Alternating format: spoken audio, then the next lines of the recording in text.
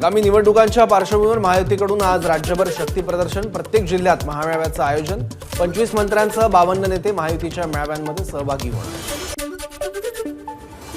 आगामी निवडणुकांच्या पार्श्वभूमीवर सत्ताधारी पक्ष तयारीला, महायुती एकसंध असल्याचा दिला जाणार नारा। भाजप नेते मंगलप्रभात लोढा आणि मंत्री दीपक केसरकरांच्या उपस्थितीत यशवंतराव चव्हाण प्रतिष्ठानमध्ये मेळाव्याचं आयोजन। आगामी काळात महायुतीमध्ये येणाऱ्यांची संख्या मोठी असेल, भाजप प्रदेशाध्यक्ष चंद्रशेखर बावनकुळेंचा दावा। तर जागा वाटपात जी जागा ज्या पक्षाला मिळेल ती आम्ही निवडून आणू, बावनकुळेंची प्रतिक्रिया। ज्यावेळी महायुतीचे सभा सुरू होतील त्यावेळी विरोधकांचं पानिपत होईल, मुख्यमंत्री एकनाथ शिंदेंचा विरोधकांना टोला। तर आपली शिवसेना ही खरी शिवसेना, मुख्यमंत्र्यांची प्रतिक्रिया। काँग्रेस नेते मिलिंद देवरा, शिंदे गटात आल्यावर आमची ताकद वाढेल, आमदार संजय शिरसाटांचं वक्तव्य। मिलिंद देवरांना शिंदे गटात येण्यासाठी शिरसाटांचं आवाहन। शिंदेंना साफसफाईची सवय, आता त्यांना साफ करा, उद्धव ठाकरेंचा मुख्यमंत्री शिंदेंना टोला। मतदानाचा अधिकार वापरा आणि कचरा साफ करा, ठाकरेंचं जनतेला आवाहन। कल्याण लोकसभेत आता निष्ठावंत उमेदवार देणार, गद्दार नाही, उद्धव ठाकरेंचं कल्याणमध्ये वक्तव्य। तर जी चूक झाली ती झाली, मी त्यांना घरचं समजत होतो, ठाकरेंचा शिंदेंना टोला। कल्याण लोकसभा मतदारसंघात आपला विजय होईल, उद्धव ठाकरेंचं वक्तव्य। विजयानंतर मी अंबरनाथ मंदिराच्या समोर सभा घेईल, उद्धव ठाकरेंची माहिती। 1 मे 2024 पर्यंत एकनाथ शिंदे मुख्यमंत्री राहणार नाही, त्यानंतर उद्धव ठाकरे मुख्यमंत्री होतील, ठाकरे गटाचे खासदार संजय राऊतांचा दावा। शंकराचार्यांचं हिंदू धर्मासाठी काय योगदान, मंत्री नारायण राणेंचा सवाल। रामललांच्या प्राणप्रतिष्ठापना कार्यक्रमात शंकराचार्य सहभागी होणार नसल्याचा मुद्दा चर्चेत, राणेंचं उत्तर। शंकराचार्यांवर बोलताना लाज वाटत नाही का, उद्धव ठाकरेंची नारायण राणेंवर टीका। तर भाजपने हिंदूंची माफी मागावी, ठाकरेंची मागणी। राणेंनी सरसकट शंकराचार्यांचा अपमान केला नाही, काळाराम मंदिराच्या महंत सुधीरदास पुजारींकडून राणेंची पाठराखण। तर राजकीय वक्तव्य करणाऱ्या शंकराचार्यांबाबत नारायण राणे बोलले, पुजारींची प्रतिक्रिया। शंकराचार्यांचं सनातन हिंदू धर्मासाठीचं कार्य अतुलनीय, महंत अनिकेत शास्त्रींचं वक्तव्य। तर शंकराचार्यांनी केलेलं कार्य नारायण राणेंनी समजून घ्यावं, अनिकेत शास्त्रींची प्रतिक्रिया। चारही शंकराचार्य अयोध्येच्या प्राणप्रतिष्ठा सोहळ्याला गेले नाहीत, हे विधान खोटं, काही शंकराचार्य अयोध्येला जातील, बाबा रामदेव यांची माहिती। रुक्मिणी विदर्भपीठाचे पीठाधीश्वर जगद्गुरू स्वामी रामराजेश्वराचार्य महाराजांना जीवे मारण्याची धमकी। अयोध्येला गेलात तर जीवे मारू असं धमकीचं पत्र, तर अशा धमक्यांना मी घाबरत नाही, महाराजांची प्रतिक्रिया। राम मंदिराचा सोहळा धार्मिक असेल तर शंकराचार्यांना आणि राजकीय असेल तर राष्ट्रपतींना बोलवा, उद्धव ठाकरेंची केंद्र सरकारला आवाहन। तर रामललाची प्राणप्रतिष्ठा राष्ट्रपतींच्या हस्ते व्हावी, ठाकरेंचं मत। ज्या पक्षाने राम मंदिराला विरोध केला त्या पक्षासोबत बाळासाहेबांचे वंशज मांडीला मांडी लावून बसतात, खासदार श्रीकांत शिंदेंची उद्धव ठाकरेंवर टीका। उद्धव ठाकरे कार सेवेत तुम्ही कुठे होता, भाजप नेते आशिष शेलारांचा उद्धव ठाकरेंना सवाल। तर उद्धव ठाकरेंचं हिंदुत्व भोंदूपणाचं, शेलारांची ठाकरेंवर टीका। मुख्यमंत्री असताना मुंबईत अटल बिहारी वाजपेयींचा पुतळा उभारण्याला ठाकरेंनी नकार दिला, भाजप आमदार राम कदम यांची माहिती। आज उद्धव ठाकरे वाजपेयींवर बोलतात, कदमांचा ठाकरेंना टोला। शिवसेना राहिली कुठे, होती नव्हती सगळी शिवसेना संपली, मंत्री नारायण राणेंचं वक्तव्य। तर आता राहिले ते पण आमदार खासदार आमच्याकडे येतील, राणेंची ठाकरे गटावर टीका। ठाकरे गटाचे आमदार शिंदे गटात येणार, मंत्री उदय सामंतांचं वक्तव्य। तर आम्ही उद्धव ठाकरेंसोबत खंबीरपणे उभे राहू, ठाकरे गटाचे आमदार वैभव नाईक यांची प्रतिक्रिया। माझ्या दाढीत अनेकांच्या नाड्यात, दाढीवर हात फिरवला की अनेकांना धास्ती वाटते। विरारमध्ये जागतिक मराठी संमेलनाच्या भाषणात मुख्यमंत्र्यांचं मिश्किल वक्तव्य। राम मंदिराला आमचा विरोध नाही, मात्र मंदिराचं अर्धवट काम पूर्ण करा, शरद पवारांचा सरकारला टोला। तर लोकसभा निवडणुका डोळ्यासमोर ठेवून उद्घाटन करताय, पवारांची सरकारवर टीका। 22 जानेवारीला अयोध्येत होणार राम मंदिराचा प्राणप्रतिष्ठा सोहळा, भाजपचे राष्ट्रीय अध्यक्ष JP नड्डांनाही सोहळ्याचं निमंत्रण। माजी क्रिकेटपटू आणि भारतरत्न सचिन तेंडुलकरला राम मंदिर सोहळ्याचं निमंत्रण, राम मंदिर जन्मभूमी न्यासाच्या कार्यकर्त्यांकडून निमंत्रण। समाजवादी पक्षाचे प्रमुख अखिलेश यादव यांना राम मंदिर प्राणप्रतिष्ठा सोहळ्याचं निमंत्रण, मात्र सोहळ्यानंतर सहकुटुंब रामललाच्या दर्शनासाठी येणार, अखिलेश यादवांचं ट्विट। तर निमंत्रण दिल्याबद्दल मंदिर समितीचे महासचिव संपतराय यांचे मानले आभार। नागपूरच्या कोराडी इथं जगदंबा महालक्ष्मी मंदिरात 6000 किलोंचा राम हलवा बनवणार. 22 जानेवारीला हनुमानकडीत प्रसिद्ध शेफ विष्णू मनोहर आणि त्यांची टीम हा रेकॉर्ड करेल.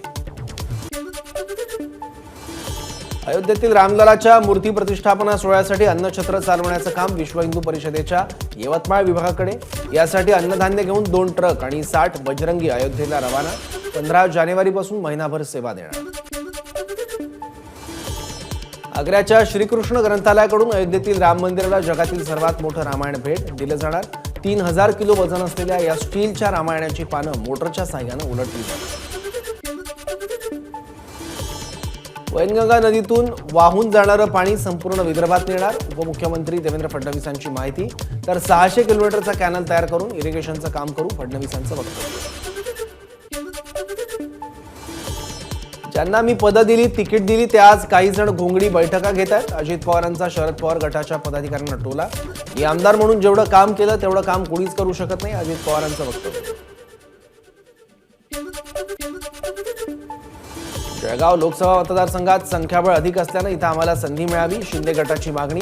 तर काही उत्साही कार्यकर्ते अशी वक्तव्य करतात, पण गेल्या कित्येक वर्षांपासून ही जागा भाजपची आहे आणि आमच्याकडेच राहील, आमदार सुरेश भोळेंचं वक्तव्य. शरद पवारांनी संधी दिली तर जुन्नर विधानसभा लढवेल, काँग्रेसचे युवा नेते सत्यशील शेरकरांचं वक्तव्य. खासदार अमोल कोल्हेंनी कॅमेऱ्यासमोर अभिनय करावा, पत्रकारांसमोर अभिनय करू नये, खासदार सुजय विखेंचा अमोल कोल्हेंना टोला. शिवरायांची वाघनखं येण्याआधीच काही लोकांच्या पोटात दुखते, पण या वाघनखांचा उपयोग तुमच्या पोटासाठी नाही तर ऊर्जा वाढवण्यासाठी होईल. जाणता राजा महानाट्याच्या उद्घाटन प्रसंगी सुधीर मुनगंटीवारांची विरोधकांवर टीका. शिवरायांचा इतिहास पुढच्या पिढीपर्यंत पोहोचत नाही तोपर्यंत आपला देश बलशाली होऊ शकणार नाही. म्हणूनच महाराजांच्या 350व्या राज्याभिषेक वर्षानिमित्त हा इतिहास जनतेपर्यंत पोहोचवण्याचा सरकारचा प्रयत्न आहे, फडणवीसांचं वक्तव्य. जानकरांचा भुजबळांना साष्टांग दंडवत, राज्याचा मुख्यमंत्री म्हणून भुजबळांचा जन्म व्हावा, जानकरांचं वक्तव्य. मला मुख्यमंत्रीपद, मंत्रीपद आणि आमदारकी नको, मला फक्त ओबीसींसाठी काम करायचंय, मंत्री भुजबळांचं ओबीसी मेळाव्यात वक्तव्य. तर आम्ही पेटवणारे नाही, पटवणारे आहोत, भुजबळांचा जरांगेंना टोला.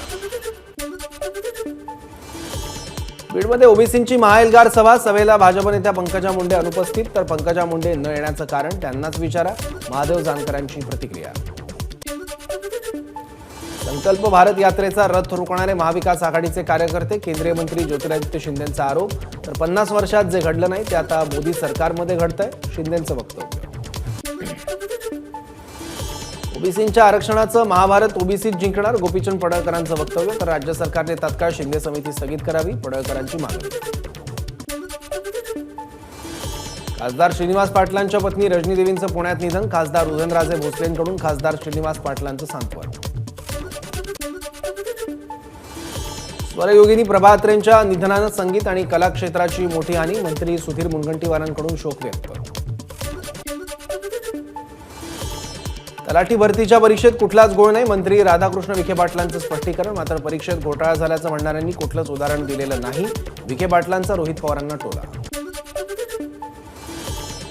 नाशिक जिल्हा बँकेचं कर्ज थकवल्याप्रकरणी समीर भुजबळ आणि पंकज भुजबळांना नोटीस.